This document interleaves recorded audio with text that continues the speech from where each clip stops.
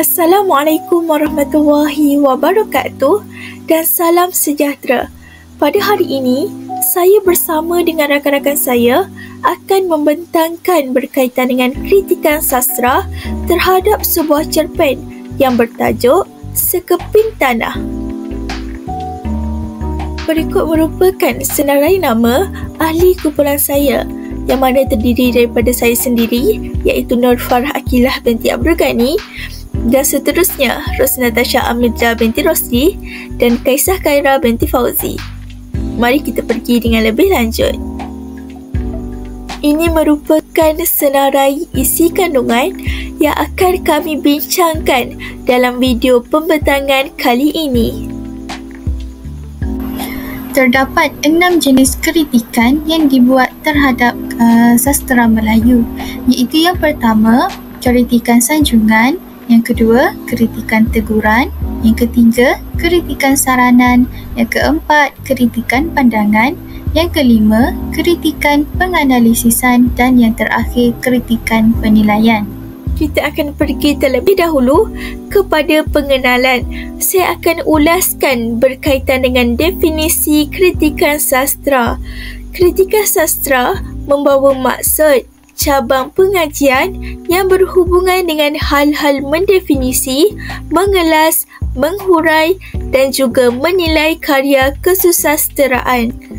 Menurut Hashim Awang 1985, kritikan sastra merupakan satu usaha mempertimbang dan menilai karya secara sistematik dan telus. Kritikan sastra merupakan suatu usaha mempertimbang dan menilai karya sastra secara jujur dan sistematik. Menilai karya sastra secara jujur dapat diperkuatkan dengan alasan yang munasabah.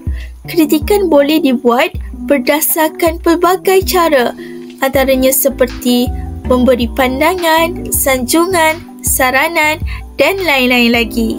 Seterusnya, kita akan menelusuri sinopsis cerpen Sekeping Tanah yang mengangkat tema konflik keluarga, warisan dan ketamakan membuat keputusan berkaitan harta pusaka.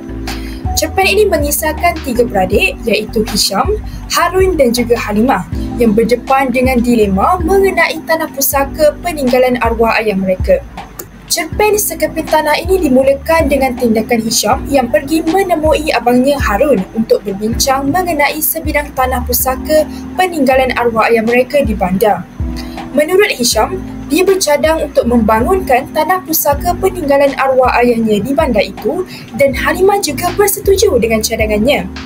Hal ini demikian kerana Halimah sudah berasa tidak selesa menetap di rumah pusaka itu dengan keluarganya kerana bimbang akan menimbulkan masalah apabila dia meninggal dunia. Hisham menyatakan cadangan kepada abangnya tentang hasratnya untuk menubuhkan sebuah syarikat keluarga yang boleh membangunkan tanah pusaka itu dengan membina kondo. Harun mempersoalkan cadangan adiknya itu atas faktor kewangan dan tahap pendidikan yang dicapai oleh adiknya itu. Hisham menegaskan bahawa mereka boleh membuat pinjaman bank dan urusan pinjaman wang tersebut boleh diuruskan oleh kakaknya Halimah yang merupakan seorang pengurus bank. Selepas Hisham gagal memujuk abangnya untuk mengekalkan tanah pusaka itu, pada malamnya dia telah ke rumah pusaka untuk menemui kakaknya Halimah. Hisham memberitahu tentang kedegilan abangnya yang mendesaknya supaya menjualkan tanah pusaka peninggalan arwah ayah mereka itu. Selepas perbincangan diadakan, Hisham dan Halimah bersepakat untuk membangunkan tanah yang terletak di bandar itu, tetapi mereka merahsiakan hal itu daripada pengetahuan abangnya Harun. Bagi melicinkan proses untuk membangunkan tanah pusaka itu, mereka telah menubuhkan sebuah syarikat atas nama Bina Jaya Sendirian Berhad dan melantik seorang peguam untuk membeli tanah pusaka mereka yang telah dijual itu sebelum dibangunkan semula. Sebulan kemudian, Harun, Hisham dan Halimah menurunkan tanda tangan menjual tanah pusaka dengan harga RM6,625,000 Malaysia kepada Bina Jaya Sendirian Berhad di hadapan pegawai pentadbiran tanah dan seorang peguam. Harun gembira menerima cek bernilai RM2,650,000. Begitu juga dengan Hisham yang menerima jumlah yang sama dan Halimah pula menerima sebanyak RM1,325,000. Rumah pusaka bapa mereka telah didermakan kepada sebuah keluarga di Sungai Penchala. Pada minggu itu juga tertegak papan tanda bahawa di atas tapak tanah itu akan dibina sebuah kondo mewah setinggi 25 tingkat. Hati Harun terdetik apabila melihat nama adiknya, Hisham bin Sulaiman, tertera pada papan kenyataan tapak kondo itu sebagai pengurus Bina Jaya Sendirian Berhad. Namun begitu, dia tidak membuat apa-apa tindakan kerana ingin melihat dahulu perkembangannya dan berfikir mungkin nama itu bukan adiknya. Setelah 3 tahun setengah projek kondo mewah itu dibina, sebahagian besar pembeli kondo mewah itu mengambil kunci rumah masing-masing. Harun tergamam apabila melihat adiknya, Hisham dan Halimah yang sebenarnya menguruskan projek pembinaan kondo jaya itu. Mereka menyerahkan kunci rumah kediaman mewah itu kepada para pembeli. Harun berasa dirinya ditipu dan dipermainkan oleh adik-adiknya. Pada malamnya, Harun telah menelefon Hisham untuk meluahkan rasa kecewanya kerana ditipu dan dipermainkan oleh adik-adiknya. Hisham menjelaskan perkara yang sebenar kepada abangnya berhubung pembinaan kondo jaya di atas tapak tanah pusaka peninggalan arwah ayah mereka. Harun berasa terpukul dengan tindakan 3 tahun setengah yang lalu. Hisham menyerahkan jawatan pengurus syarikat Bina Jaya Sendirian Berhad kepada Halimah memandangkan kakaknya itu berpendidikan tinggi dan telah meletakkan jawatannya di bank. Hisham pula bercadang untuk memandu teksi kerana kerjaya itu sudah sebati dengan kehidupannya. Kita akan pergi kepada kritikan yang pertama, iaitu kritikan sanjungan. Apakah itu kritikan sanjungan? Perkataan sanjungan boleh ditakrifkan sebagai pernyataan rasa kagum dan senang terhadap orang lain. Kritikan sanjungan ini sebenarnya memberi penghormatan, penghargaan, pujian terhadap sesuatu perkara. Dalam konteks ini, kritikan sanjungan ini lebih merujuk kepada pemujian karya dan pengarangnya yang telah menghasilkan pemikiran yang bernas serta menonjolkan elemen-elemen yang menarik dalam sesebuah karya. Kritikan sanjungan yang terdapat dalam cerpen ini adalah tema yang relevan dan mendalam. Pengarang telah mengetengahkan tentang kepentingan mempertahankan warisan keluarga. Dalam cerpen ini, pengarang ingin menekankan bahawa tanah pusaka bukan sekadar harta benda biasa, tetapi merupakan simbol maruah keluarga yang perlu dijaga. Dalam cerpen ini, Hisham melihat tanah pusaka tersebut sebagai suatu aset yang berharga yang boleh memberi manfaat kepada keluarga jika diuruskan dengan baik. Namun, abangnya Harun lebih mementingkan keuntungan segera dan mahu menjual tanah tersebut. Dalam petikan, tanah ini bukan sekadar tanah Harun, ia merupakan lambang maruah keluarga kita, kata Hisham kepada abangnya. Jelaslah di sini bahawa Hisham sangatlah berpegang teguh pada prinsip mempertahankan warisan keluarga. Sikap ini menunjukkan bahawa setiap keputusan yang dibuat haruslah berdasarkan nilai dan kepentingan jangka panjang, bukan semata-mata untuk keuntungan segera. Pengarang ingin menyedarkan pembaca bahawa warisan keluarga bukan hanya untuk dijual demi wang ringgit, tetapi harus dipelihara untuk kepentingan jangka panjang. Pengarang juga ingin menggambarkan realiti masyarakat yang sering berdepan dengan konflik harta pusaka akibat perbezaan pandangan dan juga kepentingan diri sendiri. Kritikan sanjungan yang kedua adalah nilai dan pengajaran yang jelas. Pengarang telah mengetengahkan tentang nilai keberanian dalam mengambil risiko untuk kejayaan jangka panjang. Dalam cerpen ini, pengarang ingin menonjolkan keberanian Hisham dan Halimah dalam mengambil keputusan untuk membangunkan tanah pusaka melalui syarikat Binajaya Sendirian Berhad. Keputusan ini membuahkan hasil apabila tanah tersebut berubah menjadi kawasan perumahan yang berjaya. Hal ini membuktikan bahawa setiap perancangan yang bijak mampu membawa kepada kejayaan. Dalam petikan, kalau kita bersatu, tanah ini boleh membawa kejayaan, bukan sekadar dijual untuk habis sekelip mata, kata Hisham kepada adik-beradiknya yang lain. Ayat ini jelas menunjukkan keberanian yang ada dalam diri Hisham. Pengarang ingin menunjukkan bahawa kejayaan tidak datang dengan mudah, tetapi memerlukan usaha, kesabaran dan juga perancangan yang bijak. Pengarang juga ingin mengajar pembaca supaya berani mengambil risiko dan tidak takut untuk mencuba sesuatu yang baharu selagi ada strategi yang betul. Kita akan pergi pula kepada kritikan teguran. Kritikan teguran membawa maksud kritikan yang bersifat memberi teguran dan peringatan secara ikhlas. Kritikan teguran ini lebih praktikal kerana pengkritik melaksanakan kajiannya dengan memainkan peranan, menyatakan keistimewaan, kekuatan teks dan menunjukkan kekurangan. Kritikan teguran membolehkan pengarang mengambil tindakan dan menghasilkan karya yang lebih baik pada masa akan datang. Mari kita lihat kritikan teguran yang ada dalam cerpen ini dari aspek kekuatan. Yang pertama, nilai amanah.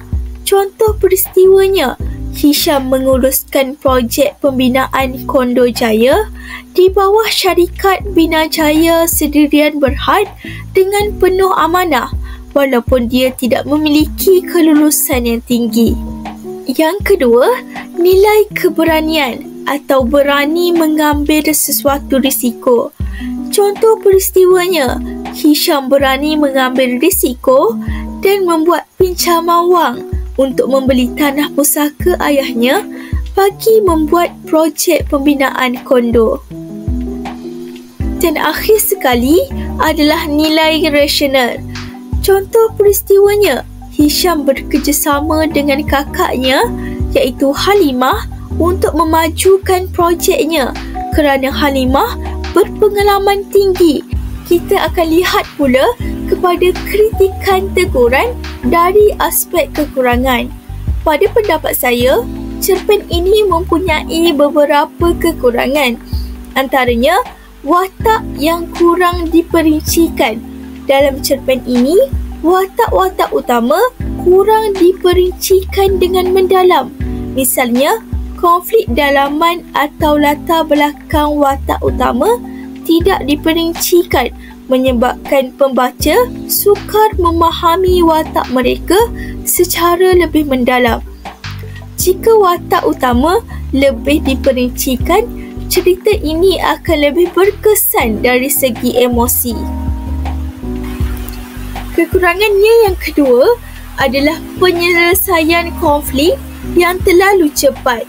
Konflik yang dibina sepanjang cerita ini terasa diselesaikan dengan agak tergesa-gesa. Ini mungkin membuat pembaca merasa kurang puas hati kerana isu yang kompleks seperti perebutan tanah sepatutnya diberikan lebih banyak ruang untuk berkembang. Jika bahagian klimaks dan resolusi diperpanjangkan dengan lebih banyak perincian, impak cerita ini akan menjadi lebih kuat. Dan yang ketiga, gaya bahasa yang kurang variasi. Meskipun cerpen ini ditulis dalam gaya bahasa yang mudah difahami, namun penggunaan bahasa yang lebih bervariasi atau simbolik boleh menjadikan penceritaan lebih menarik. Penggunaan dialog yang lebih hidup atau unsur sastera yang lebih kaya dapat memberikan warna kepada penceritaan dan menjadikannya lebih berkesan kepada pembaca. Mari kita teruskan dengan perbincangan mengenai kritikan saranan. Apa itu kritikan saranan? Baiklah, kritikan saranan merujuk kepada bentuk kritikan yang bersifat membina di mana pengkritik mengemukakan cadangan atau anjuran bagi memperbaiki sesuatu karya sastera. Kritikan ini bertujuan untuk menambah baik kelemahan atau memperkukuh unsur-unsur yang dapat meningkatkan mutu sesebuah karya.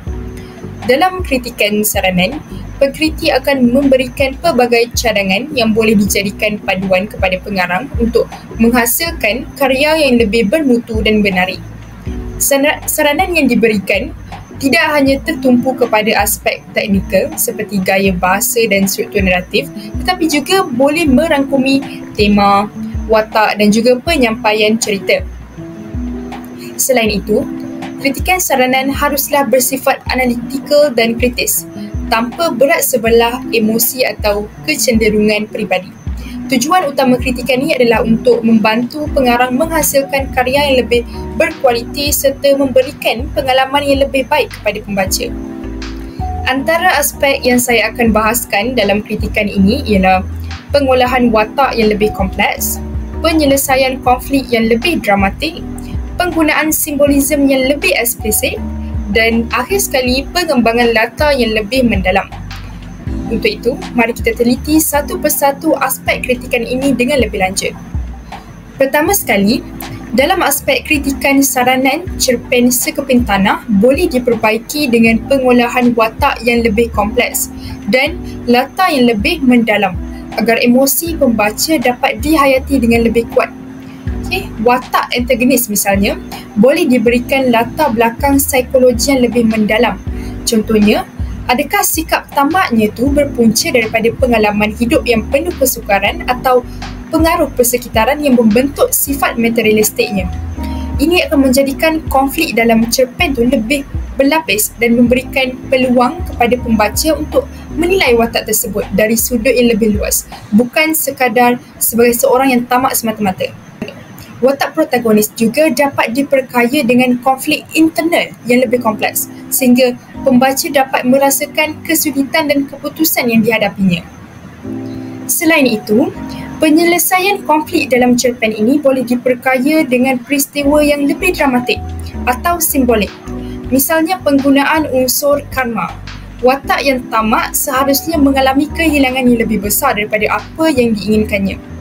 Hal ini bukan sahaja menegakkan keadilan dalam penceritaan tetapi juga memberi kesan yang lebih mendalam kepada pembaca kerana mereka dapat lihat bagaimana ketamakan akhirnya membawa akibat yang buruk. Selain itu, penyelesaian konflik boleh diperkuat dengan elemen muhasabah diri. Watak-watak yang bersengketa perlu mengalami detik kesedaran di mana mereka akhirnya menyedari bahawa hubungan kekeluargaan jauh lebih berharga berbanding materialisme. Perubahan sikap ini bukan sahaja menjadikan cerita lebih bermakna, tapi juga memberikan pengajaran yang jelas kepada pembaca bahawa harta bukanlah segalanya. Konflik yang diselesaikan dengan cara ini akan menambahkan impak emosi dalam cerita. Peristiwa dramatik yang mengandungi unsur keinsafan dan karma dapat menjadikan penceritaan lebih mendalam, membuatkan pembaca benar-benar merasai perjuangan watak-watak dalam menghadapi dilema mereka. Sekarang kita akan membincangkan tentang penggunaan simbolisme yang lebih eksplisit dalam cerpen Sekeping Tanah. Dalam karya ini, simbolisme memainkan peranan penting dalam menyampaikan mesej yang mendalam kepada pembaca. Salah satu unsur utama ialah sekeping tanah yang bukan sekadar merujuk kepada aset material tetapi membawa makna yang lebih luas dan simbolik. Tanah dalam cerpen ini melambangkan perebutan kuasa, ketamakan dan juga perpecahan keluarga. konflik yang berlaku bukan hanya mengenai hak milik tanah, tetapi juga menggambarkan bagaimana manusia sanggup mengorbankan hubungan kekeluargaan demi kepentingan peribadi. Oleh itu, simbolisme ini boleh diperkuat dengan penjelasan yang lebih jelas agar pembaca lebih mudah memahami implikasi yang ingin disampaikan oleh pengarang. Selain itu, penggunaan objek simbolik lain juga boleh dipertimbangkan untuk memperkukuh makna cerita. Contohnya, cermin retak boleh digunakan sebagai lambang hubungan keluarga yang semakin rapuh akibat ketamakan. Sementara itu, pohon tua boleh mewakili warisan dan keteguhan nilai keluarga yang semakin terancam. Simbol-simbol ini bukan sahaja menambah kedalaman cerita tetapi juga memberi kesan visual yang lebih kuat kepada pembaca. Dan akhir sekali, mesej moral dalam cerpen ini perlu diperjelaskan dengan simbolisme. Agar pembaca dapat memahami dengan lebih mudah tanpa perlu membuat tafsiran yang terlampau kompleks. Dengan cara ini, karya ini bukan sahaja dapat menarik untuk dibaca tetapi juga lebih berkesan untuk menyampaikan pengajaran dan nilai-nilai kehidupan yang ingin diketengahkan oleh pengarang. Seterusnya, kita akan lihat pengembangan latar yang lebih kaya dalam cerpen Sekeping Tanah. Latar bukan sekadar tempat atau masa berlakunya cerita, tetapi elemen yang boleh memperkuatkan tema, emosi dan juga konflik dalam karya. Oleh itu, latar dalam cerpen ini boleh diperincikan dengan deskripsi yang lebih mendalam agar suasana itu lebih hidup dan mampu memberikan kesan yang lebih kuat kepada pembaca. Sebagai contoh, rumah pusaka yang menjadi rebutan boleh digambarkan dengan lebih terperinci. Dinding kayu yang mulai lapuk bukan hanya menunjukkan usia rumah itu, tetapi juga boleh melambangkan warisan keluarga yang semakin hilang akibat ketamakan. Keadaan rumah yang usang mencerminkan perpecahan hubungan antara ahli keluarga yang lebih mementingkan harta berbanding kasih sayang sesama mereka. Selain itu, suasana emosi dalam cerita juga boleh diperkukuh dengan penggunaan elemen latar yang lebih bermakna. Contohnya, hujan lebat boleh digunakan untuk melambangkan ketegangan dan konflik yang semakin memuncak antara watak-watak. Manakala waktu senja boleh menggambarkan peralihan dalam kehidupan watak, sama ada sebagai simbol keinsafan atau sebagai petunjuk kepada perubahan yang akan berlaku dalam jalan cerita. Dan akhir sekali, latar dalam cerpen ni seharusnya lebih daripada sekadar tempat, tetapi menjadi unsur yang turut mempengaruhi emosi dan tindakan watak. Dengan latar yang lebih kaya dan bermakna, pembaca akan lebih mudah menghayati perjalanan cerita serta memahami mesej yang ingin disampaikan oleh pengarang dengan lebih mendalam. Sekarang, jom kita teruskan dengan kritikan pendekatan dalam sastera. Kritikan pendekatan merujuk kepada proses atau usaha untuk memahami dan menganalisis sesebuah karya dengan menggunakan pelbagai perspektif kritikan. Melalui pendekatan ini, kita dapat menilai sesebuah karya dengan lebih objektif berdasarkan aspek tertentu yang ingin dikaji. Terdapat beberapa pendekatan kritikan yang berkembang di dalam dunia sastera, termasuklah pendekatan intrinsik, iaitu meneliti unsur dalaman karya seperti tema, watak, plot dan juga gaya bahasa. Yang kedua, pendekatan ekstrinsik, iaitu mengkaji faktor luaran seperti latar belakang, pengarang, masyarakat dan budaya. Yang ketiga, pendekatan moral, iaitu menilai nilai-nilai etika dan pengajaran yang disampaikan dalam karya. Yang keempat, pendekatan psikologi, menganalisis pemikiran dan tingkah laku watak berdasarkan teori psikologi. Yang seterusnya, pendekatan sosiologi, iaitu mengaitkan karya dengan realiti masyarakat dan isu sosial yang diketengahkan. Yang terakhir, pendekatan arketip, iaitu menggunakan simbol dan mitos dalam memahami sesuatu karya. Dari sudut kritikan pendekatan, cerpen ini sesuai dianalisis melalui pendekatan strukturalisme kerana kekuatan cerpen ini terletak pada unsur-unsur intrinsik seperti tema, watak, latar dan juga plot yang dirangka dengan baik. Penceritaan yang mempunyai permulaan, klimaks dan resolusi yang tersusun menjadikan cerpen ini mudah difahami dan berkesan dalam menyampaikan mesej.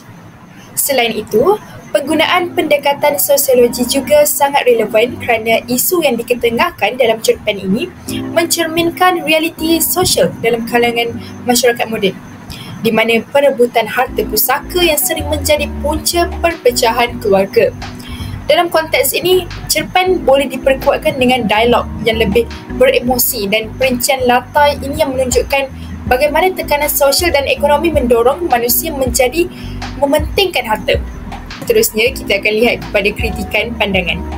Kritikan ini lebih kepada refleksi terhadap karya yang dikaji. Okay. Kritikan ini adalah satu proses membina, bukan sekadar teguran kosong.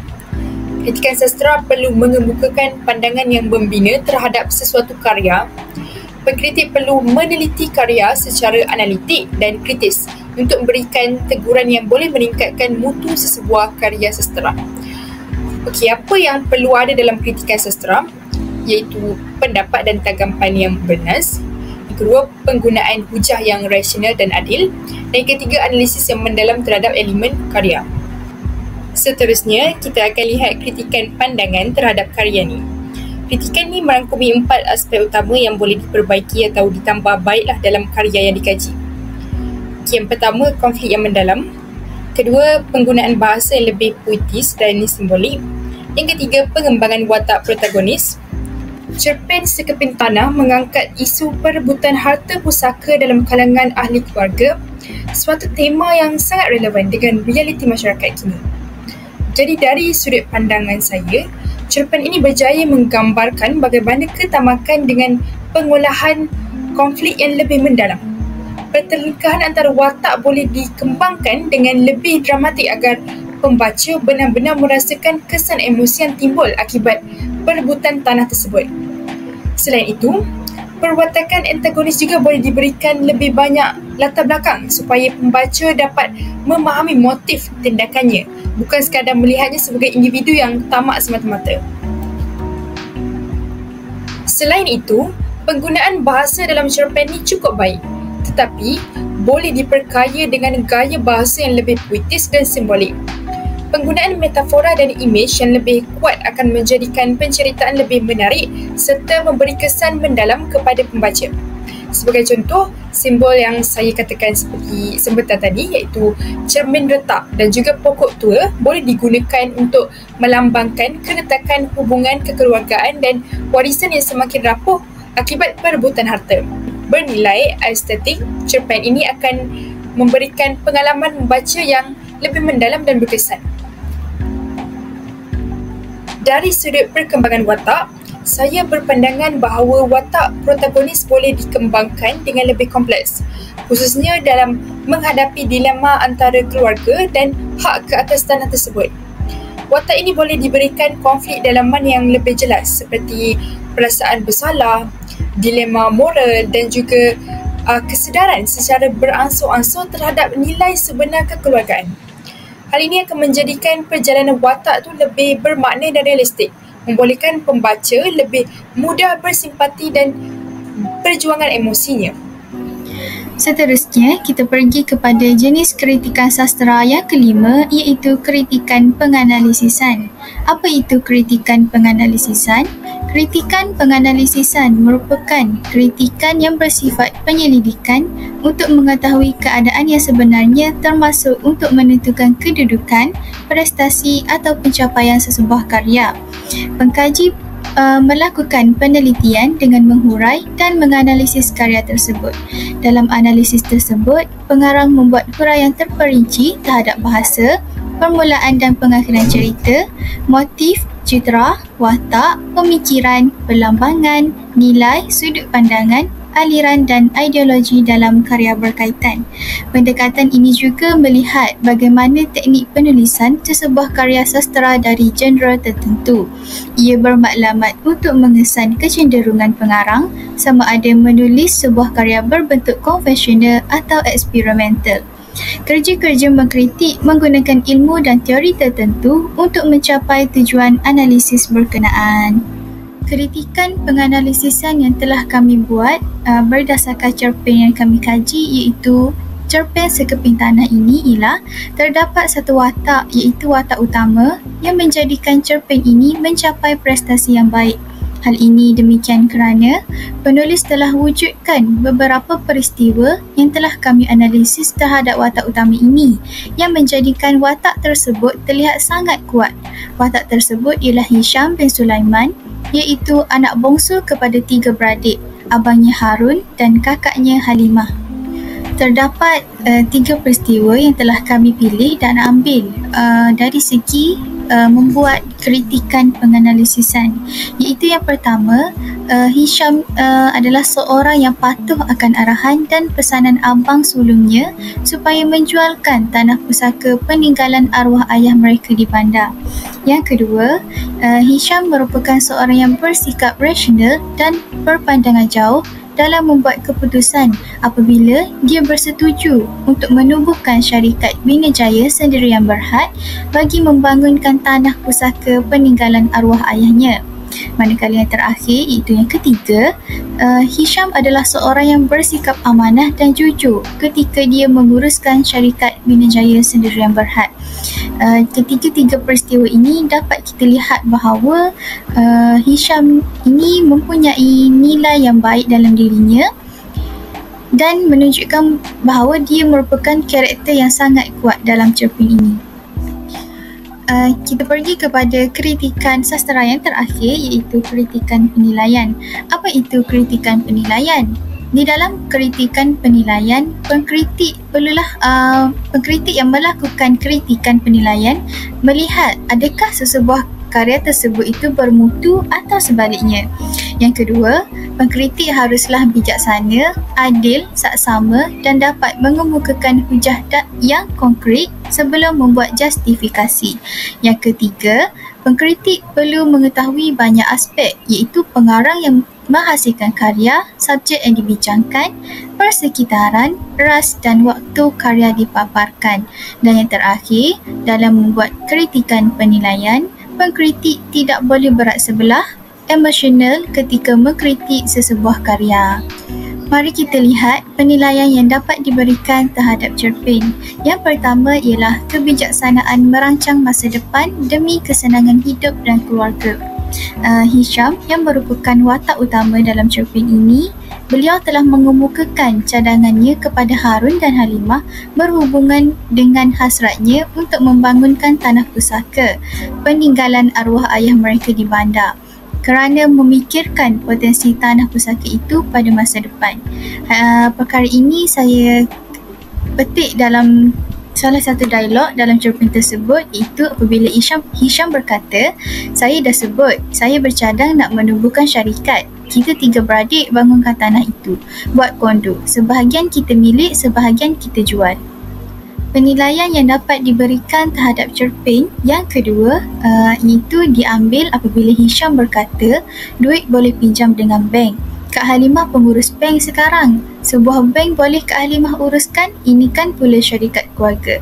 Bukan abang tak tahu." Kata-kata Hisham ini boleh kita buat penilaian bahawa beliau mempunyai keberanian dalam mengambil risiko demi kesejahteraan masa depan.